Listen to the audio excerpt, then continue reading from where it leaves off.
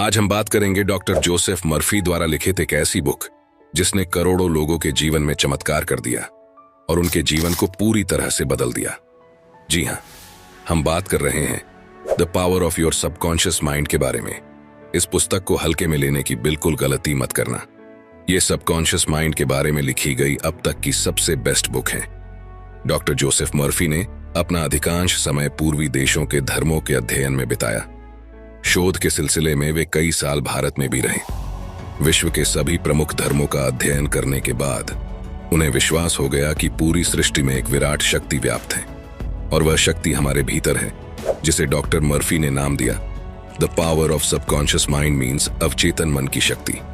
और इसी शक्ति के बारे में हम इस वीडियो में डिटेल में समझेंगे। जब आप अपने अवचेतन मन की जादुई शक्ति का प्रयोग करना सीख जाएंगे तो आपके जीवन में चमत्कार होने लगेंगे। आप हर वो चीज पालेंगे जिसे आप पाना चाहते हैं, हर वो मुकाम हासिल कर लेंगे जिसे आप हासिल करना चाहते हैं। इतना पैसा कमा पाएंगे कि जिसकी आपने कल्पना भी नहीं की होगी। इस बुक में टोटल 20 चैप्टर हैं जो हमें सफलता की सीढ़ी तक पहुंचा सकते हैं, जिसके द्वारा हम जो चाहे वो पा सकते हैं। अगर आप इस पूरे वीडियो को ध्यान से देखते हैं, समझते हैं और अपने जीवन में अमल करते हैं तो मैं आपको प्रॉमिस कर सकता हूं कि आपको जीवन में सफल होने से कोई भी रोक नहीं पाएगा और सफलता की हर बुलंदी को आप छू पाएंगे। अगर आप भी जीवन में हर वो चीज पाना चाहते हैं जिसकी आपने कल्पनाएं भी नहीं की तो वीडियो को पूरा देखना और एक भी पॉइंट मिस मत करना। तो चलिए शुरू करते हैं। चैप्टर 1, आपके भीतर बहुत बड़ा खजाना छिपा है। क्या आप जानते हैं, चुंबक लगा लोहे का एक टुकड़ा अपने वजन से 12 गुना अधिक वजन को आसानी से उठा सकता है, लेकिन अगर उसमें से चुंबक निकाल दे तो वह एक तिनका भी नहीं उठा सकता। इसी तरह दुनिया में 2 तरह के लोग होते हैं। एक चुंबकीय ताकत रखने वाले, जिनमें विश्वास और आस्था कूट कूट कर भरी होती है, जो जानते हैं कि वे जीतेंगे और सफल होंगे। और दूसरे, जिनमें चुंबकीय तत्व नहीं होते, जो हमेशा डरे हुए रहते हैं, भयभीत रहते हैं। उन्हें हर बात में संदेह होता है। इस प्रकार के लोग जिंदगी में आगे नहीं बढ़ पाते। आप भी चुंबकीय व्यक्ति बन सकते हैं, बशर्ते आप इतिहास के सबसे बड़े रहस्य अवचेतन मन की शक्ति को समझ ले और उस पर अमल करने लगे। अब हम समझेंगे कि यह अवचेतन मन है क्या। आपका मस्तिष्क दरअसल में एक है, किंतु उसके 2 स्पष्ट भाग हैं। दोनों की विशेषताएं अलग अलग हैं। दोनों भागों को एक रेखा अलग करती है। दोनों के कार्य बुनियादी रूप से एक दूसरे से अलग हैं। प्रत्येक विभाग को अलग अलग शक्तियां और गुण मिले हैं। एक चेतन मन और दूसरा अवचेतन मन। जो सतह पर दिखाई देता है, यानी जैसे आप दिखाई देते हो, वो चेतन मन है, और जो आपके अंदर का मन जो आपके अंदर है, जो दिखाई नहीं देता, वह अवचेतन मन है। चेतन मन और अवचेतन मन एक दूसरे से कैसे कनेक्टेड हैं, ये एक स्टोरी से समझते हैं। एक बार महान ओपेरा गायक एनरिको कैरुसो अपनी करियर की शुरुआत में मंच पर जाने से घबरा रहे थे। डर के मारे उनके गले की मांसपेशियां ही ऐंठ गई। उनका चेहरा पसीने से तरबतर हो गया। वे शर्म और घबराहट में मंच के पीछे चले गए। कुछ ही पल बाद उन्हें हजारों लोगों के सामने परफॉर्म करना था, लेकिन पब्लिक को देखकर उन पर डर की भावना हावी हो गई। उन्होंने कांपते हुए कहा, मैं नहीं गा सकता, सब लोग मुझ पर हंसेंगे। वे अपने ड्रेसिंग रूम में जाने के लिए मुड़े। तभी अचानक वे रुक कर चिल्लाए, भाग जाओ डर, तुम्हें भागना ही होगा, भागना होगा, भागो यहां से। वे दोबारा मंच पर गए और सीना तानकर खड़े हो गए और उन्होंने ऐसे गाया कि सुनने वालों का दिल जीत लिया। इस स्टोरी से हमने क्या सीखा? जब आपका चेतन मन डर, चिंता और तनाव से भर जाता है तो आपके अवचेतन मन में भी नकारात्मक भाव प्रवाहित होने लगते हैं, और यही नकारात्मक भाव चेतन मन में दहशत, आशंका और निराशा भर देते हैं। जब कभी आपके साथ ऐसा हो तो एनरिक कैरुसो की तरह आप भी अपने चेतन मन के नकारात्मक विचारों के समक्ष पूरे साहस और विश्वास के साथ डटकर खड़े हो जाए और अपने मन में कहे, मैं पूर्णतः नियंत्रण में हूं, मैं यह काम आसानी से कर सकता हूं, यह बहुत आसान है। जब आप चेतन मन को इस तरह आदेश देंगे तो आपका अवचेतन मन शांति और सद्भाव से भर जाएगा और आपके अंदर जोश, उत्साह और शक्ति आ जाएगी और आपको ऐसे परिणाम मिलेंगे जो आपने सोचे भी नहीं होंगे। मान लीजिए कि आपका मस्तिष्क एक बगीचा है और आप उस बगीचे के मालिक हैं। अब आपके बगीचे में कौन सी फसल उगेगी? ऑब्वियसली आपके बगीचे में वही फसल उगेगी जिसके बीज आप उसमें बोएंगे। उसी तरह हम भी अपने मस्तिष्क के बगीचे में दिन भर अपने विचारों के बीज बोते हैं। अब ये विचारों के बीज आते कहां से हैं?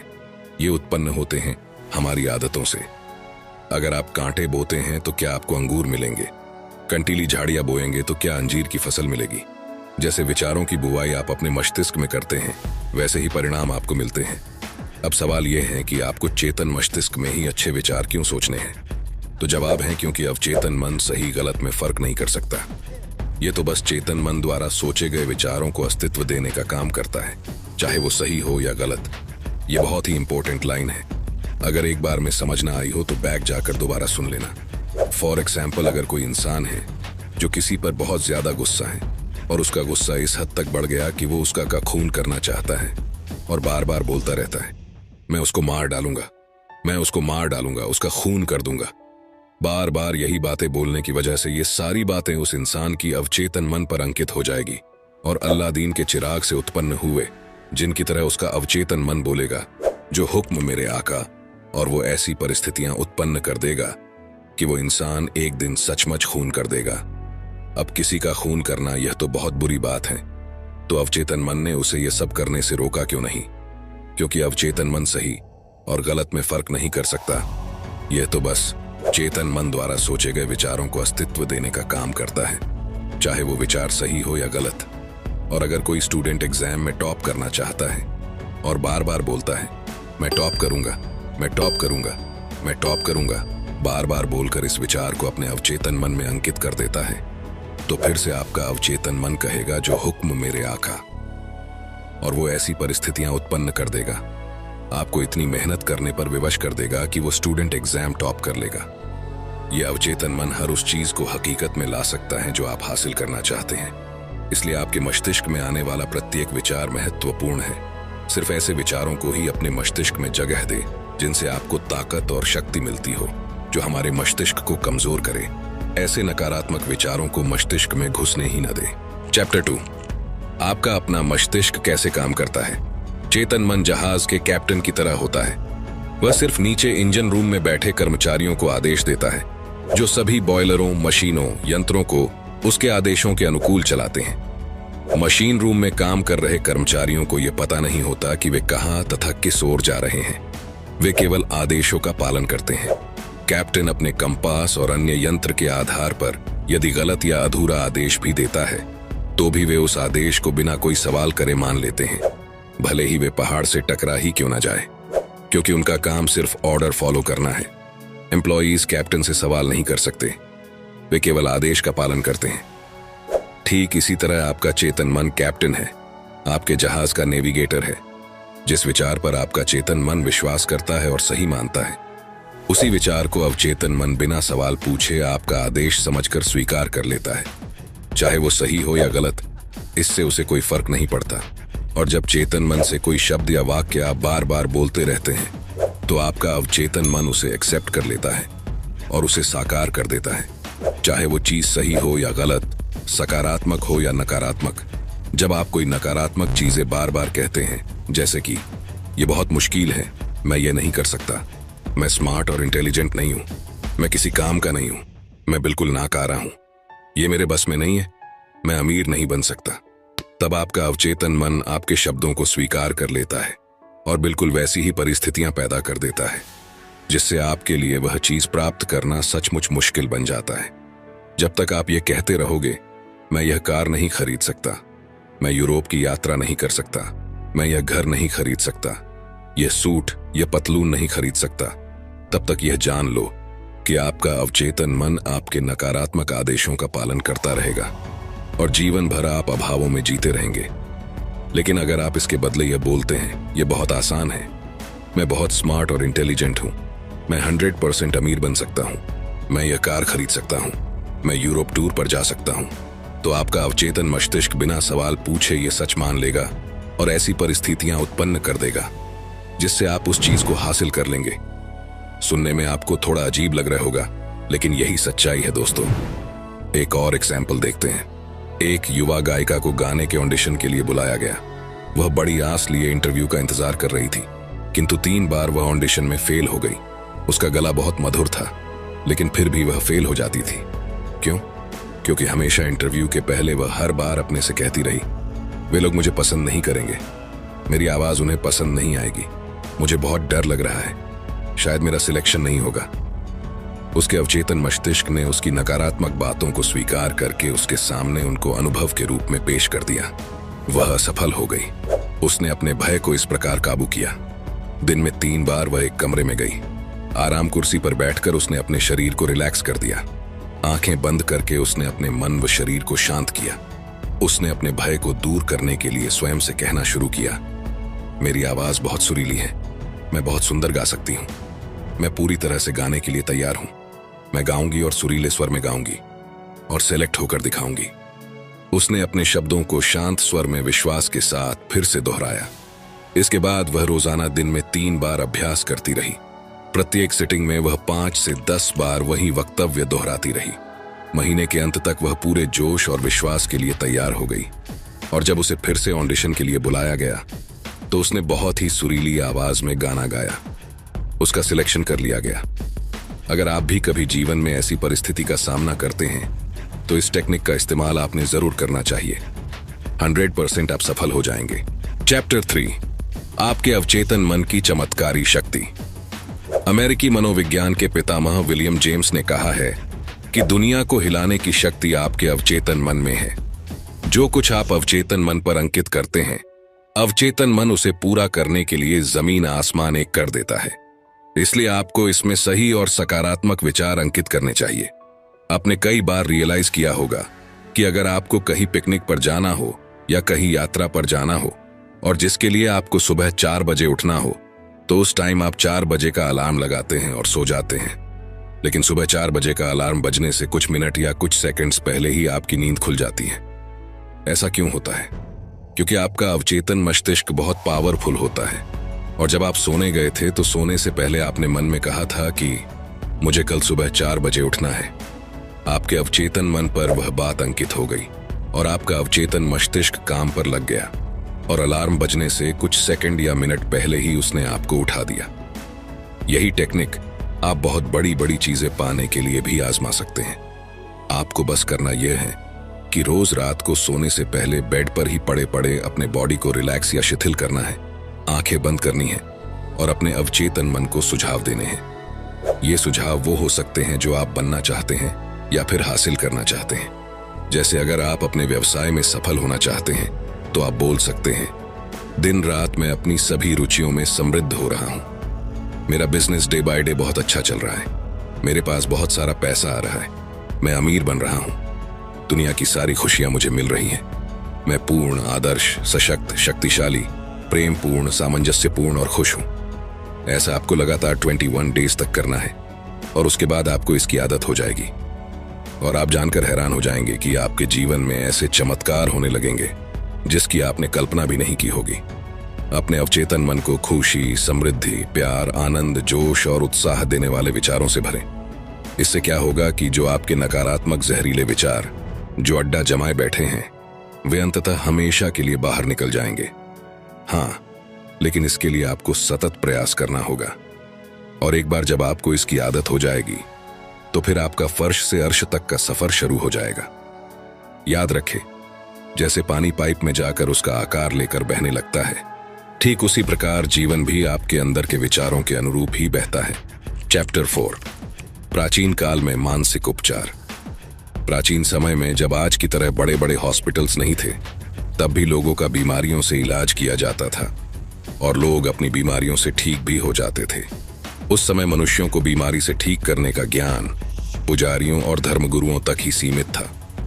लोग विश्वास करते थे कि ईश्वर ने उन्हें कुछ विशेष शक्तियां दी हैं जिनके द्वारा वे उपचार कर सकते हैं।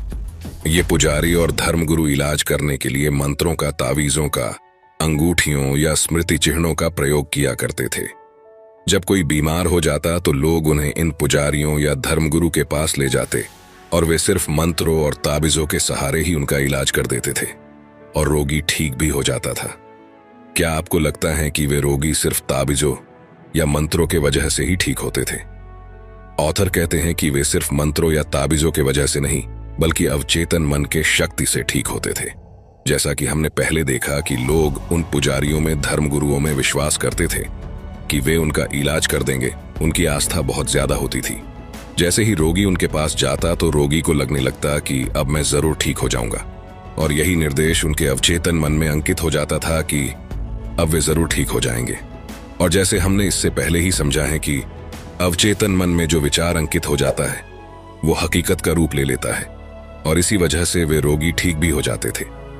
हमारा अवचेतन मन इतना पावरफुल है कि यह हर बीमारी का इलाज कर सकता है। आपकी आस्था जितनी ज्यादा होगी, आपको परिणाम भी उतनी ही जल्दी मिलेगा। चैप्टर 5, आधुनिक युग में मानसिक उपचार। जिस तरह से प्राचीन समय में पुजारी और धर्मगुरु इलाज करते थे, उसी तरह आज के आधुनिक युग में लोगों का इलाज करने के लिए डॉक्टर्स और हॉस्पिटल्स हैं। लेकिन पुरानी कहावत है, डॉक्टर घाव पर पट्टी बांधता है और ईश्वर उसे ठीक करता है। यहां पर ईश्वर शब्द का प्रयोग अवचेतन मन के लिए किया गया है। कोई भी डॉक्टर या सर्जन पूरी तरह से यह दावा नहीं कर सकता कि उसने मरीज को ठीक कर दिया। उपचारक शक्ति एक ही है, हालांकि इसे अलग अलग नामों से पुकारा जाता है, जैसे प्रकृति, जीवन, ईश्वर, रचनात्मक ज्ञान। लेकिन वास्तविकता में ये सभी अवचेतन शक्ति की ओर इशारा करने के भिन्न भिन्न तरीके हैं। एक पेशेंट था जिसकी जीभ में लकवा मार गया था और सभी प्रकार के चिकित्सकीय उपचार व्यर्थ हो गए थे। उसके डॉक्टर ने रोगी को बताया कि उसके पास एक नया यंत्र है जिससे उसे विश्वास है कि उसका इलाज हो जाएगा। डॉक्टर ने पॉकेट थर्मामीटर रोगी के मुंह में लगा दिया। रोगी ने उस नए यंत्र की कल्पना की जो उसे ठीक करने के लिए लगाया गया था। कुछ ही मिनटों में वह खुशी से चिल्ला उठा कि उसकी जीभ फिर से चलने लगी है। एक युवती डॉक्टर के पास आई। उसने लिखकर बताया कि पिछले 4 सप्ताह से उसकी आवाज बंद हो गई है। डॉक्टर ने जांच में यह सही पाया। डॉक्टर ने उसे बताया कि गुम हुई आवाज कभी कभी बिजली के प्रयोग से लौट आती है और यह तरकीब आसानी से सुझाव के प्रभाव से भी की जा सकती है। मैंने बिजली का वह अपरेटस मंगवाया और उसके स्विच को दबाकर सिर्फ उसे यह महसूस कराया कि उसे शॉक दिया जा रहा है, जबकि असलियत में उसे कोई शॉक दिया ही नहीं। बाद में डॉक्टर ने मरीज के अवचेतन को कुछ निर्देश दिए, जैसे अब आप जोर से बोल सकती हो। डॉक्टर ने उसे ए अक्षर दिखाया, फिर बी और बाद में मारिया। वह धीरे धीरे बोलने लगी। गुम हुई आवाज लौट आई। इन दोनों एग्जाम्पल्स में किसी भी मेडिसिन का यूज नहीं किया गया, फिर भी दोनों मरीज ठीक हो गए। क्यों? क्योंकि डॉक्टर सिर्फ उनके अवचेतन मन को यह विश्वास दिलाने में कामयाब हो गया कि उसके पास जो चीज है उससे वे जरूर ठीक हो जाएंगे। उनके अवचेतन ने उसे एक्सेप्ट कर लिया और उनको ठीक कर दिया। इसे ही प्लेसिबो इफेक्ट या बिलीफ सिस्टम भी कहा जाता है। वैज्ञानिक बताते हैं कि 11 महीनों में आपका शरीर नया बन जाता है। कैसे? हमारे शरीर की लाखों कोशिकाएं हर रोज मर जाती हैं और उनके जगह पर नई निर्माण हो जाती हैं। हर 11 महीने में हमारे संपूर्ण शरीर की कोशिकाएं पूरी तरह से मर जाती हैं और उनके जगह नई निर्माण हो जाती हैं। इसका मतलब शारीरिक दृष्टि से आप सिर्फ 11 महीने बूढ़े हैं।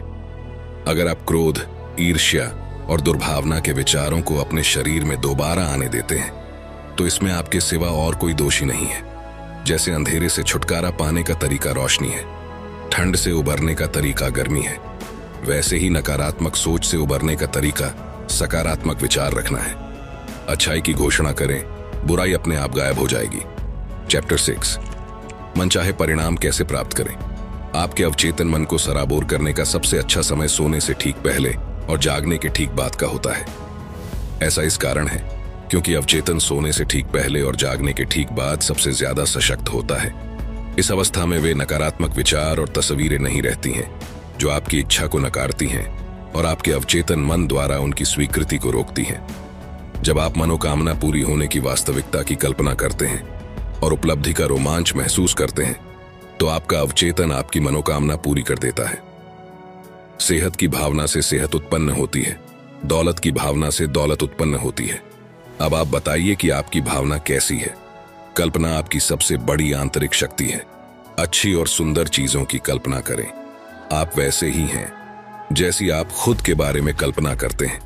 सोने से पहले अपनी इच्छा के पूर्ण होने की बार बार कल्पना करें।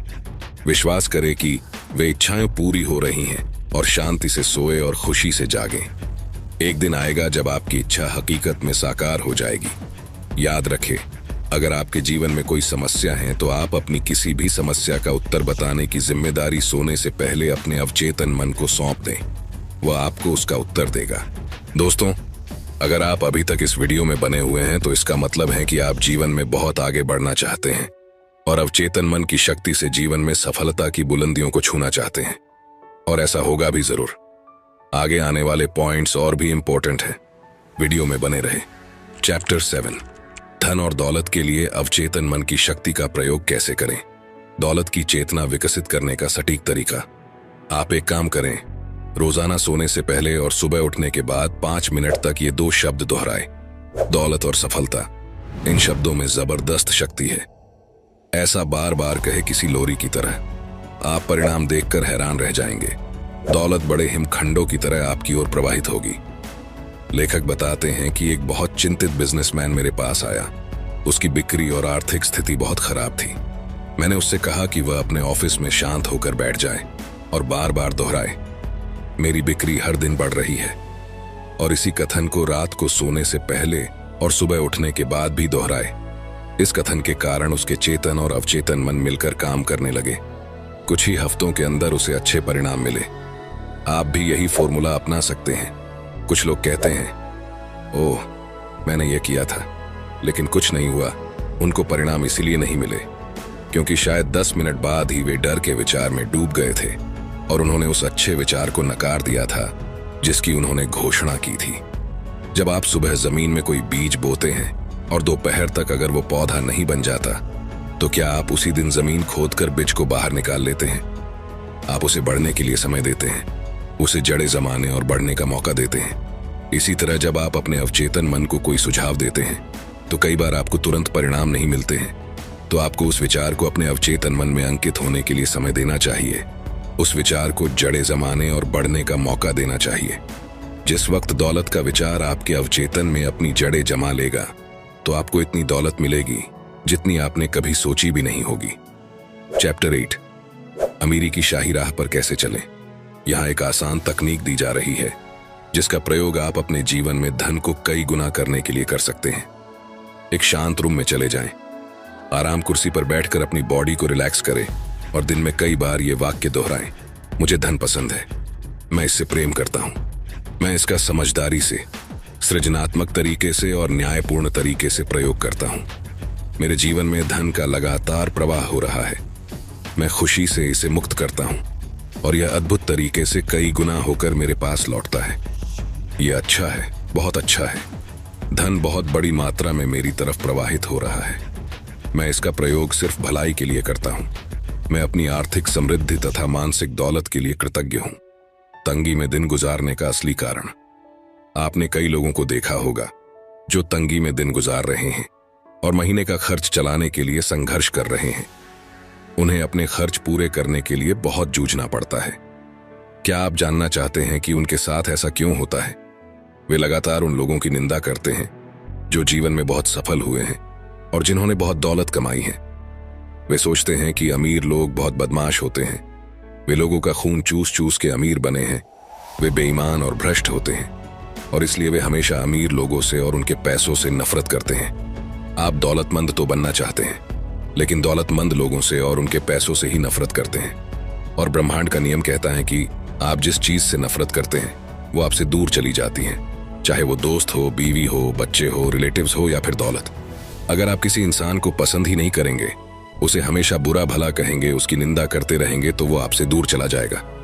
उसी तरह जब आप सफल और अमीर लोगों को पसंद नहीं करते हो या उनकी निंदा करते हो, तो ब्रह्मांड के नियम के अनुसार पैसा भी आपसे दूर चला जाता है और आपको वापस मुड़कर भी नहीं देखता। इसीलिए ऐसे लोगों के पास पैसे की हमेशा कमी रहती है। तो आपको करना क्या है?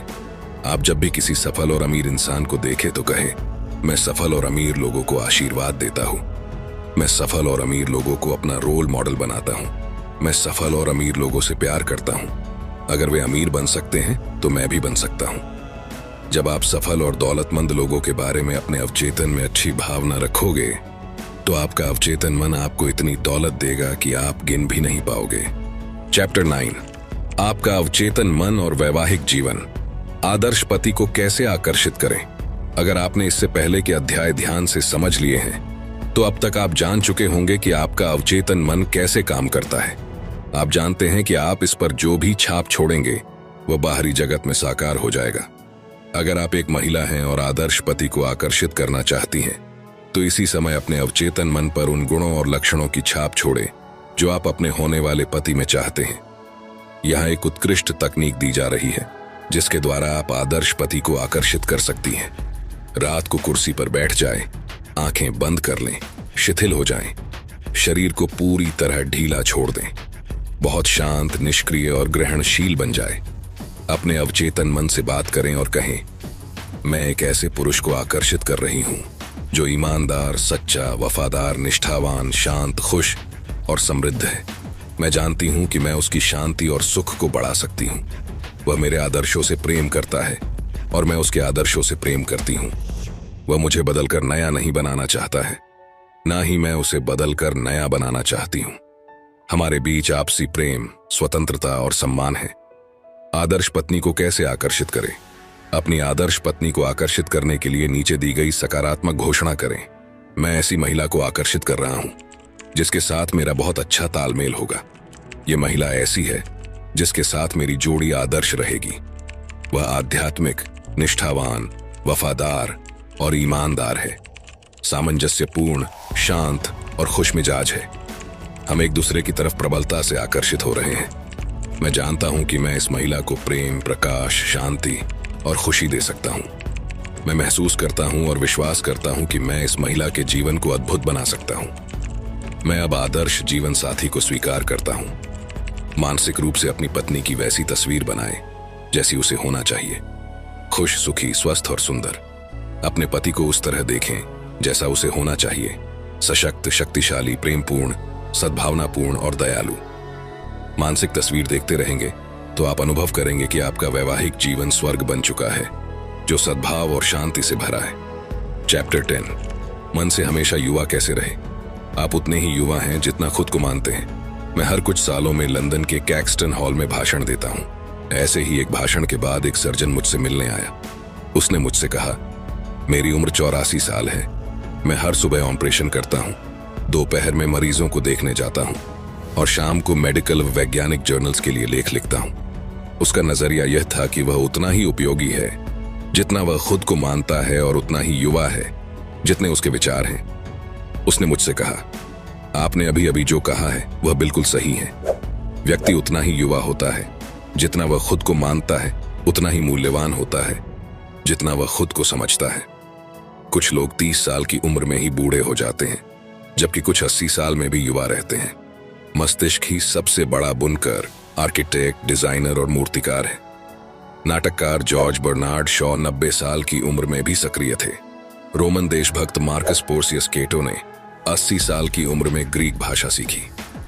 महान जर्मन अमेरिकन कलाकार मैडम अर्नेस्टाइन शूमैन हैंक दादी बनने के बाद अपनी संगीत सफलता के शिखर पर पहुंची। यूनानी दार्शनिक सुकरात ने वाद्य यंत्र बजाना तब सीखा जब वे 80 साल के थे। माइकल एंजेलो 80 साल की उम्र में अपने सबसे महान कैनवास पर पेंटिंग करते थे। 80 साल की उम्र में सीओस सायमनाइड्स ने कविता का पुरस्कार जीता। लियोपोल्ड वॉन रैंके ने अपनी हिस्ट्री ऑफ द वर्ल्ड शुरू की, जिसे उन्होंने 92 साल की उम्र में पूरा किया। अल्फ्रेड लॉर्ड टेनिसन ने 83 साल की उम्र में अपनी बेहतरीन कविता क्रॉसिंग द बार लिखी। आइजैक न्यूटन 85 साल की उम्र में भी बहुत मेहनत करते थे। लोगों को एक महान सच्चाई याद रखनी चाहिए, इंसान अपने दिल में जैसा सोचता है वैसा ही वह होता है। आप बूढ़े तब होते हैं जब आप जीवन में दिलचस्पी खो देते हैं और सपने देखना छोड़ देते हैं। तो हमेशा जवान बने रहने का एक ही तरीका है दोस्तों, जो हमारे चैनल का नाम भी है। जी हाँ, सपने देखते रहिए क्योंकि सपने सच होते हैं। और अंत में जाते जाते पूरे किताब का सार आपको सिर्फ एक लाइन में दे रहा हूं, और वो लाइन है, इंसान जैसा अपने अवचेतन मन में सोचता है वैसा ही जीवन में बन जाता है। दोस्तों, ये बुक इतनी बढ़िया है कि इसे सिर्फ एक बार पढ़ने से कुछ नहीं होगा, बल्कि इसे बार बार पढ़ा जाना चाहिए, ताकि इस बुक का कंटेंट हमारे दिल और दिमाग की गहराई में पहुंच सके और हम अवचेतन मन की शक्ति का ज्यादा से ज्यादा फायदा उठा पाएं तथा अपने जीवन को एक नए मुकाम पर ले जाएं। इस बुक में टोटल 232 पेजेस हैं, लेकिन मैंने इस बुक को समराइज करके सिर्फ 30 पेजेस की एक छोटी सी ई बुक बनाई है, जिसमें इस वीडियो में कवर किए पॉइंट्स के साथ साथ वो सारे पॉइंट्स डिटेल्स में कवर किए गए हैं जो इस वीडियो में कवर नहीं हो पाए हैं। और इसका कोई फिक्स रेट नहीं है। मिनिमम चार्ज सिर्फ ₹1 है और मैक्सिमम कोई लिमिट नहीं है, जिसकी लिंक आपको डिस्क्रिप्शन में मिल जाएगी। और अगर आप इस 232 पेजेस के कंप्लीट बुक को पढ़ना चाहते हैं तो उसकी भी लिंक डिस्क्रिप्शन में मिल जाएगी। तो ठीक है दोस्तों, फिर से मिलेंगे आपको एक बेहतरीन वीडियो के साथ। तब तक अपना ख्याल रखिए, हंसते रहिए। दोस्तों, मुझे उम्मीद है ये वीडियो आपको पसंद आया होगा। ये वीडियो आपको कैसा लगा कमेंट सेक्शन में जरूर बताना, और पसंद आए तो लाइक जरूर कर देना। सपने सच होते हैं इस चैनल को सब्सक्राइब जरूर कर लेना, क्योंकि ऐसी ही बुक समरीज हम आपके लिए लाते रहते हैं। वीडियो को शेयर करना ना भूलें और सपने देखते रहिए, क्योंकि सपने सच होते हैं।